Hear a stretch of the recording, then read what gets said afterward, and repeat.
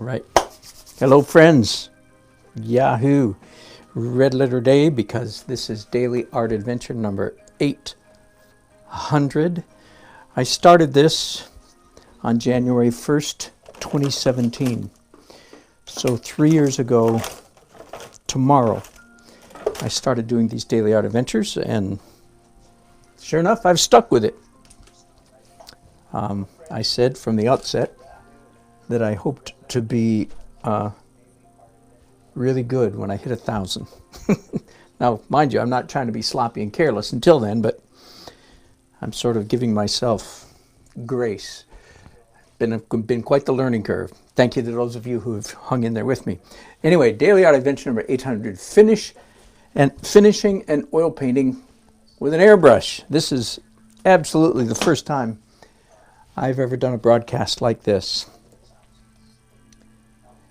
Now, before I do the airbrush, let me show you, I've done a little bit here. Let me show you my palette just real quickly. I have here the big puddle of white that I used outside a few minutes ago to spatter the painting. And then I've mixed up some yellow here and some purple here. And I'm using the brush handle, any old brush, any old small brush handle. And I'm, as I mentioned earlier, I'm coming in and even at that, I messed up. I'm surgically placing, that is to say, with surgical precision. I'm glad I wasn't I'm glad I wasn't doing surgery on somebody when I made that mark a minute ago. So just wherever I think I need either a white painting. Now I'm running my brush handle in yellow. This method, the brush handle method, works quite well because the first mark that you put down is the largest, and then generally speaking they get progressively smaller.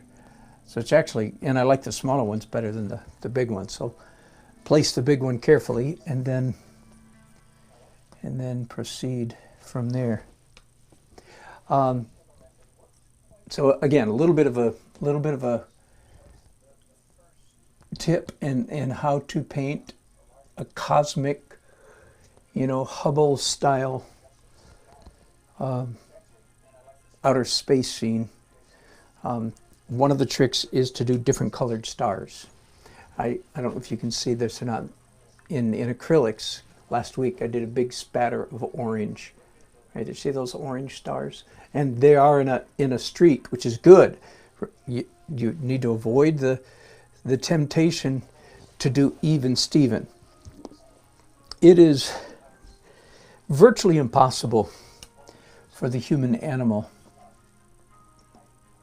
myself, and I presume all those of you who are watching, virtually impossible for the human animal to create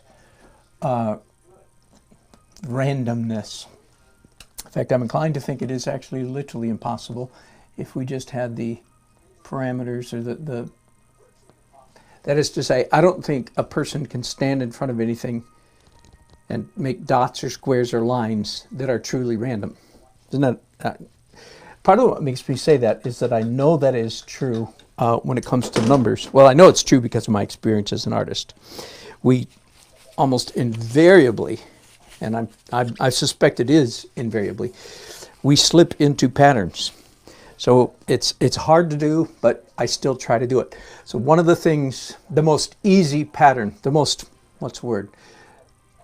Common pattern that we slip into as artists is, I'll use the term again I used a few minutes ago, is even Steven. That's the most common mistake. I don't know if you can see that or not. I did two of them actually, and then I'm not that crazy about them. I wanted to fix that one, but I'll leave them. They're okay. Again, just trying to give, the kind of image you see from like a Hubble telescope kind of thing. So the number one challenge is don't space your, and this applies when you're doing clouds or trees or stones in a stone bridge or a stone wall. You know, our natural temptation as human beings is to do even. So to that end, I intentionally do uneven. So I've got a bunch of significant white stars down here, and they are a little bit too evenly spaced. So I'm going to intentionally place a partner star beside some of these, just in a feeble attempt, which, as I've said, I think is doomed to failure, but a feeble attempt to emulate randomness. Oh, I was going to say, I know that human beings are so incapable of rattling off or inventing a series of random numbers. Do you know this? There's actually a division of forensics that a computer can spot, and I understand that this is so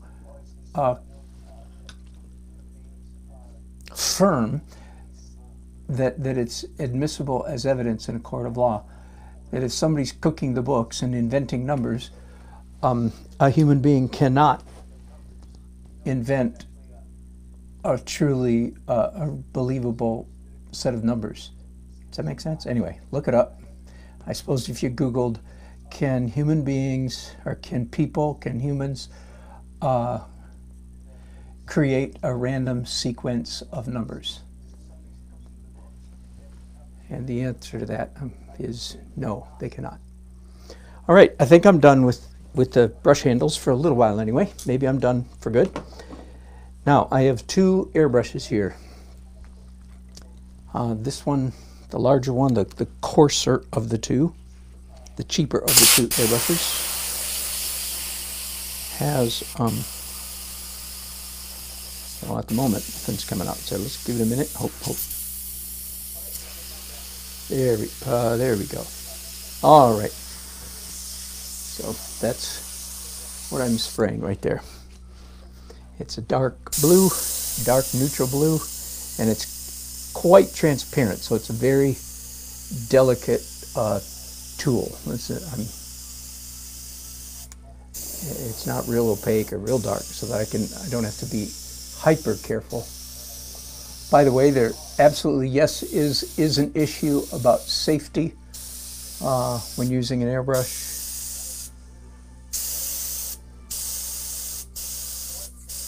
And I am not doing good right at the moment.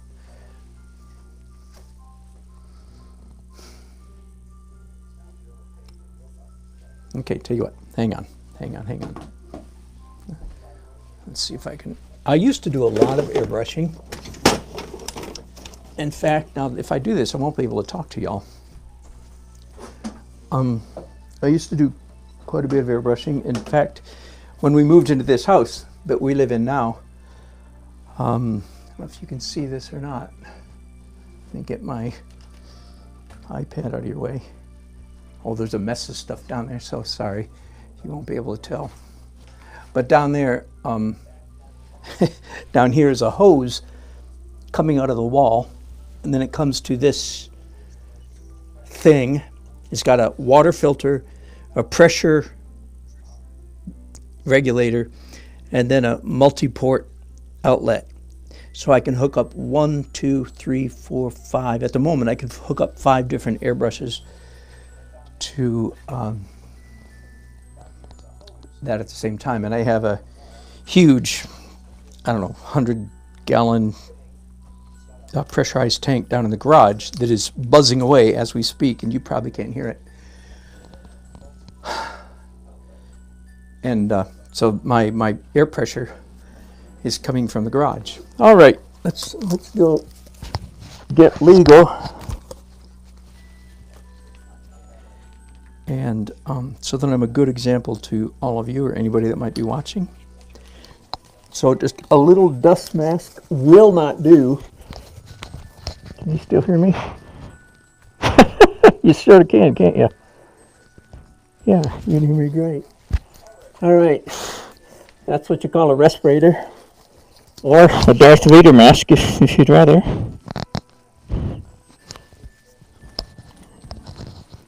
And it's not the right size. Let's see if I can fix this. There we go.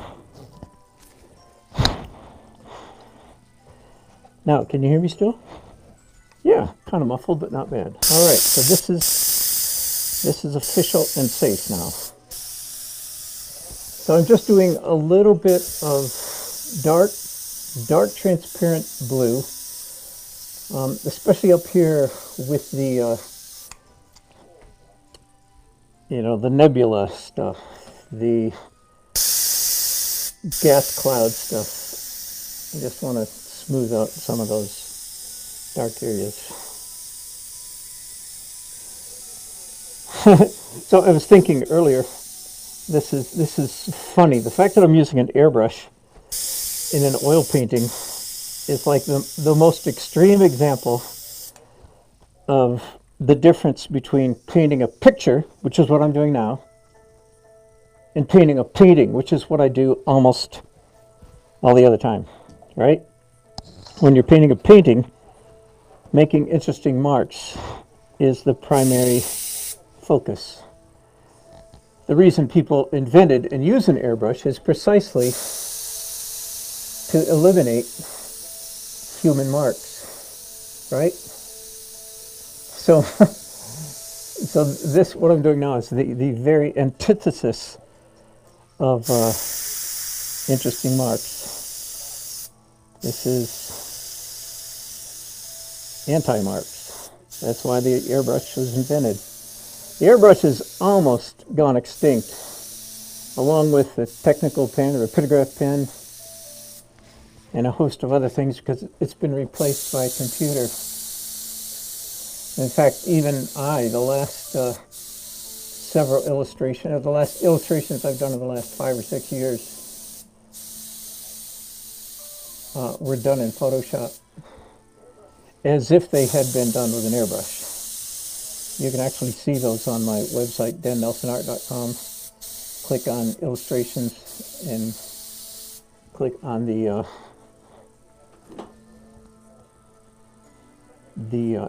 airbrush album, and I have some of those Photoshop images, paintings listed in the airbrush page, but they're marked as having been done with Photoshop.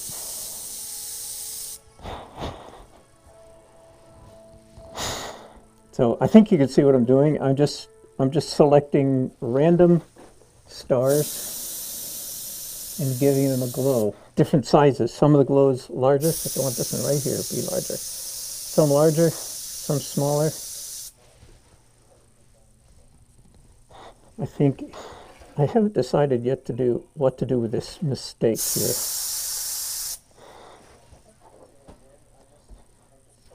Can you see that there's, when I was spattering a while ago, right there, it's a bad spatter.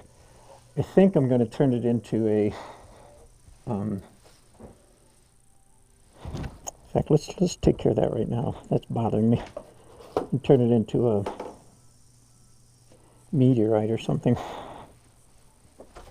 Comet, I guess, would be more outer spacey.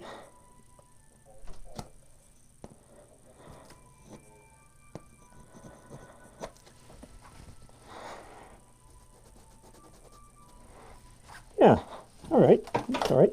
Just a little pencil. That was easy, wasn't it? So all the rules change. I hope you're catching this. When you're doing either what you might call an illustration, and I don't know, is this an illustration? I don't know, it might be, but not really. It's a painting, but it's a painting focused on the pictorial aspect. It's a picture, right? And airbrush is so fun. Now, don't get me wrong, it's also the biggest pain in the neck art tool ever invented. But when it's working, golly, it's fun. A little Leave It to Beaver just came out of there. Golly!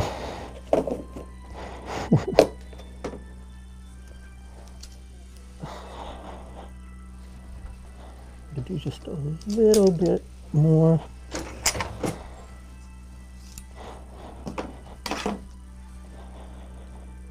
Here in the waterfall, I want some bits of really bright white right there.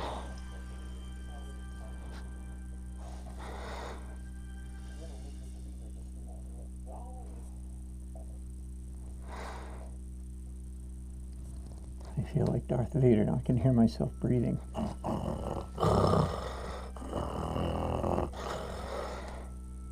I have not seen the latest Star Wars yet, by the way. I'm enough of a fan to go see it, just not enough of a fan to hurry up and go see it, evidently.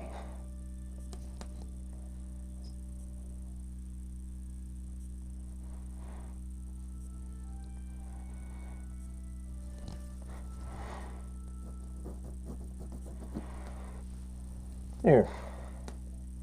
Made good use of that little mistake. Turned it into a not mistake.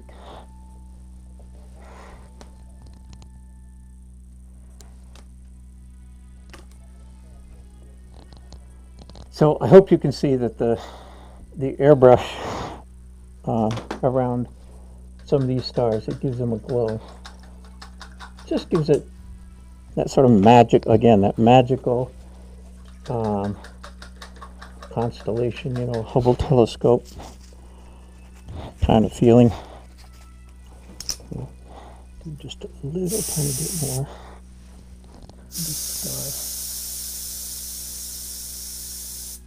By the way, being able to actually hit the spot that you're aiming for with an airbrush is a significant talent.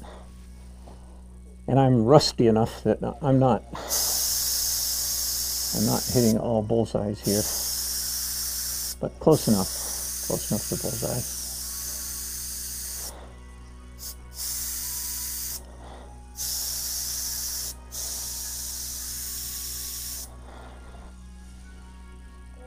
All right, don't overdo it, Nelson. Okay.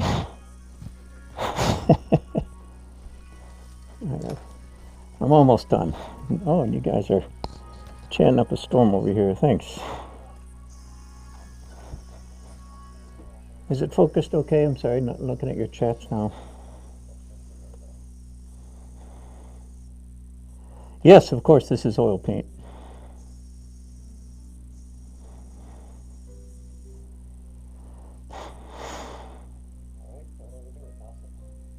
Oh, Uncle 60 asks a very good question. Are all airbrushes the same quality? And that would be a very emphatic no. Not at all. Not at all. I bought my first airbrush in 1987.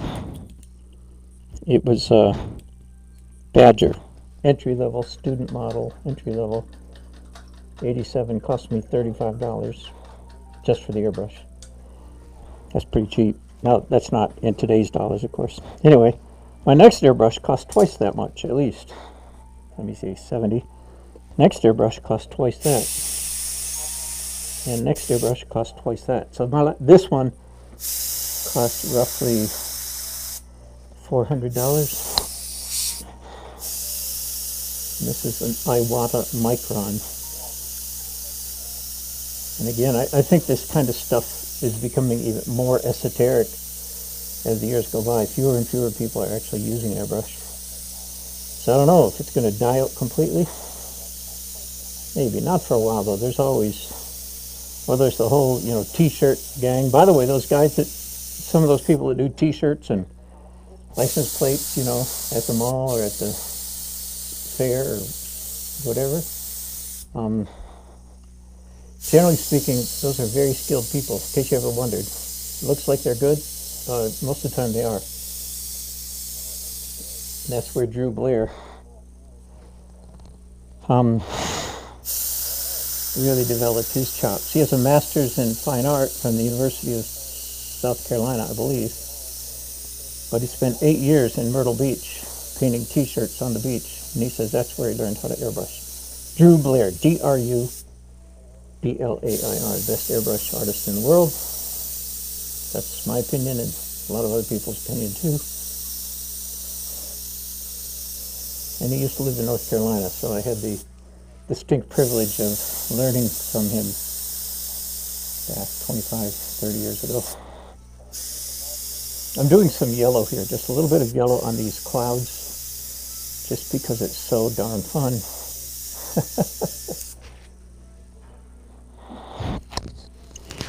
All right, gang.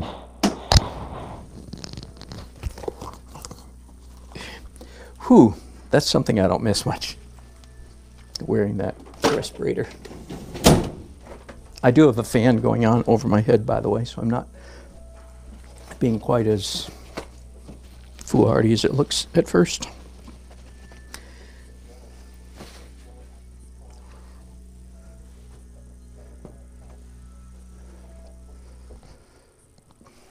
I can pick you up and give you a tour just for a minute. And would it look better with that light off? We get glare no matter what we do. Anyway, there it is. Hope that looks like fun to you. It looks like fun to me. Oh, I didn't show you my Good Shepherd and sheep here. I did that Sunday, 2 days ago, and then touched up everything down here. The trees, the distant city, the cosmic waterfall, and of course the cross up here in the cosmic sky, and the beautiful clouds. And my favorite part of this painting are these clouds. I think that's really cool. And that is 90% oil painting and 10% or less airbrush. Anyway, this is all a throwback to my earlier life, where I loved painting storybook paintings, which is what I would call this. Borderline fantasy storybook. My favorite term for it is storybook. And I still enjoy it. It's a lot of fun. I don't think it's the best kind of painting in the world. I've learned that real painting, as you know, I preach about that all the time. This is from my first, this style is from my first half of my art journey. First half art journey, learned how to paint stuff that looks like stuff. This is what I learned how to do this in that era, if you will. And I still enjoy it, and I would love it if I could make more money at it, because I wouldn't mind doing one of these every month or two. But so far I've never figured out a way to make money doing it, so that's not likely to happen. All right, let me see what kind of chat you guys are doing over here.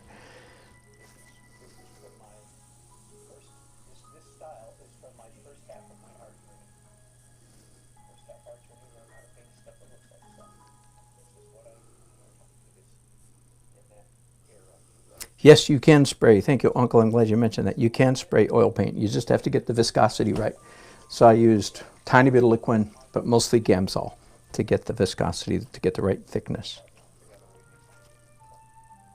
Good. Lady Grammy agrees with me that it looks like a comet. Thank you.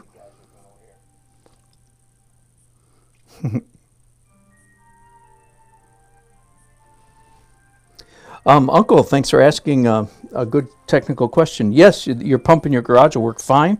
No, you want the pressure probably about 30. You can experiment. You can do high, low, but 30 psi is about average. And since you ask, here, I have a couple of these over here. This is a little portable pump made by Iwata, I think, which is, Iwata is the good name. Well, it doesn't say Iwata, it says Sparmax. whatever that means. Anyway, and I have a couple of these. And you turn them on and they turn off when you stop spraying. And it's a pretty quiet hum. About that loud. Of course, you have to count. I'm speaking right in the microphone. I used it in both last week when I was painting on Christmas Eve at a Christmas Eve church service and at a banquet the Thursday before that. I used that pump in both, and nobody heard it. I'm quite sure. So that worked out fine. So that's a much cheaper solution if you don't want to buy a big pump. I'm just looking and thinking now. Nope, I'm gonna call it done. Yahoo. Thanks, guys. Hello, Lady Grammy. Do you have a compressor? Good for you.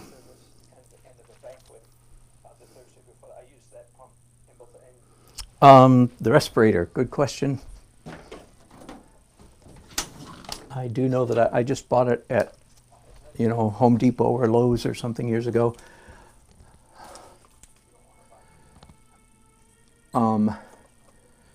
MSHA NIOSH. Is that a name or is that just the... I don't know. I can't tell. It's North. MSHA NIOSH. NIOSH. But that look like initials maybe. I think it's a North. And the filters are of course replaceable. Right? So when those get too full, either replace them. I think mine's fine. Again, I really haven't used it in years because I haven't been doing... Yeah, it's North. There we go. The brand name is North. And yeah, it's definitely a good idea if you're doing any airbrushing at all. I used to do big airbrushing. That is to say, automotive spray guns. I wonder if I have one right here. Oh, yeah, here we go. So this is back, just for what it's worth, back in the day when I was doing 8 by 10 foot paintings. I had this hooked up to a series of compressed air tanks because I'd be painting outdoors away from electricity, so I had to have all my compressed air already compressed, if you will. Anyway, so, and when I was doing that, if it wasn't outdoors anyway, I would certainly use a respirator. Again, just part of my crazy journey myself. I have a whole bunch of those. A whole bunch, half a dozen. Time to sign it and call it quits, eh? Thanks, guys, for your company. N95 is a quality of filtration. I think you're right. Hello, Muskie. Yeah, I got here right at the end. Happy New Year to you as well. I'll be painting tonight outdoors downtown at the festival, at the big, fireworks New Year's thing. A painting this size, and that's a lot of work. So I gotta finish here and start packing up and getting ready to go downtown. Thank you, guys. Happy New Year to you all. If I don't hear from you again later today, let's make 2020 the best year in history. Amen. Bye-bye.